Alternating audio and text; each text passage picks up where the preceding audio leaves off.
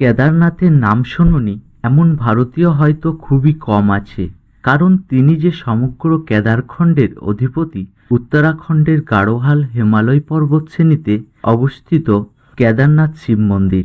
কথিত আছে এই মন্দিরে বাবা মহাদেব খুবই জাগ্রত। এই কেদারনাথ মন্দির কে বা কারা তৈরি করেছিলেন তা নিয়ে অনেক বিতর্ক আছে।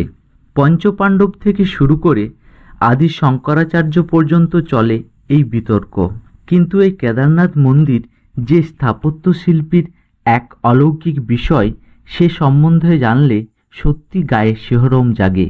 কেদারনাথ মন্দিরকে ঘিরে অনেক রহস্য লুকিয়ে আছে, যা জানলে আপনারা অবাক হতে বাধ্য হবেন। তো কি সেই রহস্য, আসুন তা বিস্তারিত জেনে নিই। আজকের বিজ্ঞান অনুমান করে যে কেদারনাথ মন্দির সম্ভবত অষ্টম শতাব্দীতে নির্মিত হয়েছিল। মানে বলা যেতে পারে এই মন্দিরটি অন্তত 1200 বছর ধরে বিদ্যমান। কেদারনাথ যে জায়গায় আছে একবিংশ শতাব্দীতেও তা খুবই প্রতিকূল। এমন প্রতিকূল পরিস্থিতিতে 1000 বছরেরও বেশি সময় আগে এই মন্দিরটি কিভাবে তৈরি হতে পারে তা সত্যি রহস্যের বিষয়। অনেকেই মনে করেন দৈব শক্তি ছাড়া এই মন্দির নির্মাণ করা সম্ভব ছিল না। একদিকে 22,000 ফুট উঁচু কেদারনাথ পাহাড়, অন্যদিকে 21,600 ফুট উঁচু করাজকুণ্ড এবং তৃতীয় দিকে 22,700 ফুট উঁচু ভারতকুণ্ড। এই তিনটি পাহাড়ের মধ্যে দিয়ে প্রবাহিত 5টি নদী হল মন্দাকিনী, মধুগঙ্গা, চিরগঙ্গা, সরস্বতী ও শরন্তরী। এই এলাকাতে মন্দাকিনীর রাজ চলে।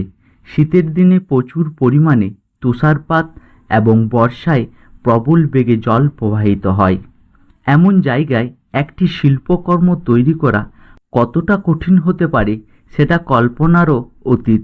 2013 সালে কেদারনাথে যে বিপর্যয় বন্যা আঘাত আনে, সেই সময়কালে গড় বৃষ্টিপাত সাধারণ বৃষ্টিপাতের চেয়ে 375% বেশি ছিল। বন্যায় প্রায় 5,700 জন নিহত হয় এবং 4,200টি গ্রাম ক্ষতিগ্রস্ত হয়। ভারতীয় বায়ুসেনা 1,10,000-এরও বেশি লোককে এয়ারলিফট করেন। এমন প্রলয়ঙ্কারী বন্যাতে সবকিছু তলিয়ে গেল, কিন্তু কেদারনাথ মন্দিরের পুরো কাঠামো বিন্দুমাত্র ক্ষতিগ্রস্ত হয়নি। ইকোলজিক্যাল সার্ভে অফ ইন্ডিয়ার মতে বন্যার পরেও মন্দিরের পুরো কাঠামো পরীক্ষা নিরীক্ষায় মন্দিরের 99% সম্পূর্ণ নিরাপদ আছে। কেদারনাথ মন্দিরটি যেখানে দাঁড়িয়ে আছে, এবং শুধু দাঁড়িয়েই নয়, এই শক্তিশালী শিল্পকৃতিটি যে পদ্ধতি ও জায়গায় নির্বাচনে তৈরি করা হয়েছে তার পিছনে অনেক অদ্ভুত শক্তি রয়েছে বলে মনে করা হয়। আজ বিজ্ঞান বলছে মন্দির নির্মাণে যে পাথর ও কাঠামো ব্যবহার করা হয়েছে তার কারণেই এই বন্যায় মন্দিরটি টিকে থাকতে পেরেছিল। কেদারনাথ মন্দির উত্তর দক্ষিণ হিসেবে নির্মিত, যদিও ভারতের প্রায় সব মন্দির পূর্ব পশ্চিমমুখী। বিশেষজ্ঞদের মতে মন্দিরটি যদি পূর্ব পশ্চিম হতো তবে এটি ইতিমধ্যেই ধ্বংস হয়ে যেত, অথবা অন্তত 2013 সালের বন্যায় তা ধ্বংস হয়ে যেত। 2013 সালে অলৌকিকভাবে মন্দিরের পিছনে একটি বড় পাথর আটকে যায়, আর এই পাথরটি থাকার ফলেই বন্যার জলে প্রবল স্রোত মন্দিরের দুপাশ দিয়ে বয়ে যায় ও মন্দিরটি রক্ষা পায়।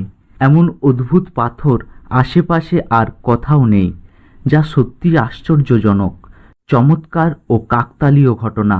আর এই পাথরটিকেই বলা হয় ভীমশিলা বা দৈবশিলা। তবে এতে কোনো সন্দেহ নেই, মন্দিরটি নির্বাচনের জন্য যে স্থান, দিকনির্দেশ ও নির্মাণ সামগ্রী ঠিক করা হয়েছিল তা সম্পূর্ণরূপে নির্ভুল ছিল, এবং এত ভালোভাবে প্রকৃতিকে সতর্কতার সাথে বিবেচনা করা হয়েছিল যে আজ প্রায় 1200 বছর পরেও কেদারনাথ অক্ষত। এসবের পরেও সবাই মনে করেন অজানা দৈব শক্তির হাত আছে কেদারনাথের ওপর। তাই তো আজও লক্ষ লক্ষ মানুষ তাদের মনস্কামনা পূরণে 16 কিলোমিটার পায়ে হেঁটে দর্শন করতে আসেন জগতের স্বর্গ কেদারনাথ।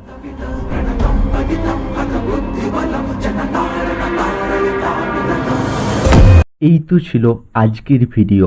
কেমন লাগলো এই ভিডিওটি কমেন্ট করে অবশ্যই জানাবেন এবং ভিডিওটি লাইক শেয়ার করতে ভুলবেন না। আর পরবর্তী ভিডিও পাওয়ার জন্য অবশ্যই আমাদের চ্যানেলটি সাবস্ক্রাইব করে পাশে থাকা বেল আইকনটি ক্লিক করে রাখুন। ধন্যবাদ।